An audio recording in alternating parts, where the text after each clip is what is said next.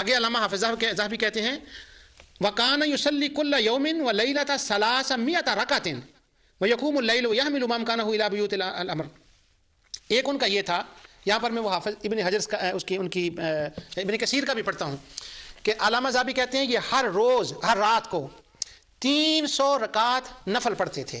اور یہ عبارت البدایہ والنہایہ میں ہے، وہاں یہ ہے کہ وَكَانَ يُصَلِّي كُلَّ يَوْمٍ وَلَيْلَةٍ 300 رَكَعَةٍ کا ورد احمد ابن حنبل. یہ حافظ ابن کثیر نے لکھا ہے کہ وہ ہر رات کو 300 نفل پڑھتے، اور یہ وہ ورد تھا جو ان کو امام احمد ابن حنبل سے اپنے واسطوں سے ملا تھا. یہ اوراد ہوتے ہیں نا جو صوفیہ پڑھتے ہیں، اولیاء کرام پڑھتے ہیں، وہ اپنے مریدوں کو بتاتے ہیں یہ میرا ورد ہے، یہ میرا ورد ہے، یہ میرا ورد ہے.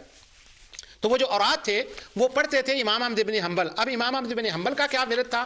ان کا ورد تھا 300 رکعت نماز نفل پڑھنا. اب وہ اپنے متعلقین کو بتاتے تھے ہر روز رات کو 300 رکعت پڑھے. تو یہ میرے سامنے تہذیب التہذیب ابن حجر اسقلانی کے وہ کہتے ہیں وقال احمد بن حنبل یصلی فی کل یوم ولیلہ 300 رکعت. احمد بن حنبل رات کو سوتے نہیں تھے جب تک 300 رکعت نہ پڑھ لیں. اب میں ایک سوال کرتا ہوں، ہر روز رات کو 300 رکعت پڑھ کے سونا یہ امام احمد بن حنبل بھی پڑھتے تھے، اور یہ ورد تھا امام احمد بن حنبل کا. جب انہوں نے یوں کیا تو حنبلی علماء اس کو کرنے لگے، غوث اعظم اس کو کرنے لگے، عبد الغنی المقدسی اس کو کرنے لگے. پوری دنیا حدیث کی کتابیں اکٹھی کر لو. آج کل تو انٹرنیٹ پر آسان ہے کہ شاملہ میں جائیں اور 300 رکعت ڈالیں تو پتہ چل جائے گا کون کون 300 رکعتیں پڑھتا تھا.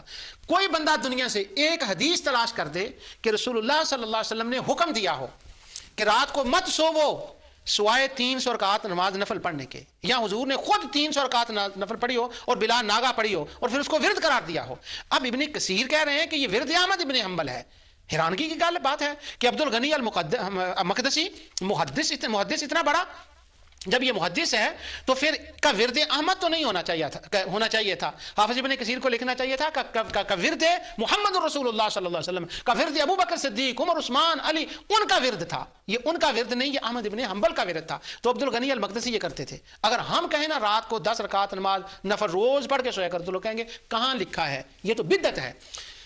علامہ البانی نے لکھا ہے کہ، اور دوسرے تمام علماء نے، ابن باز نے اور سب نے، وہ کہتے ہیں اگر کوئی بندہ احرام باندھنے سے پہلے، احرام باندھنے کے بعد شکرانے کے 2 نفل پڑھ لے بدعت، مدینے میں 2 نفل پڑھ لے بدعت. بھی کیوں بدعت؟ وجہ وہ کہتے ہیں حضور نے حکم نہیں دیا، صحابہ نے نہیں پڑھے، حضور نے خود نہیں پڑھے تو بدعت ہو گئی.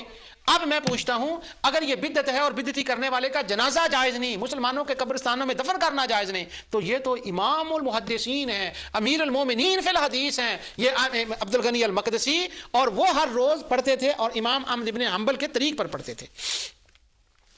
اور آگے وہ کہتے ہیں دوسرا ایک لفظ ہے کہ یہ بدعت کے بڑے خلاف تھے.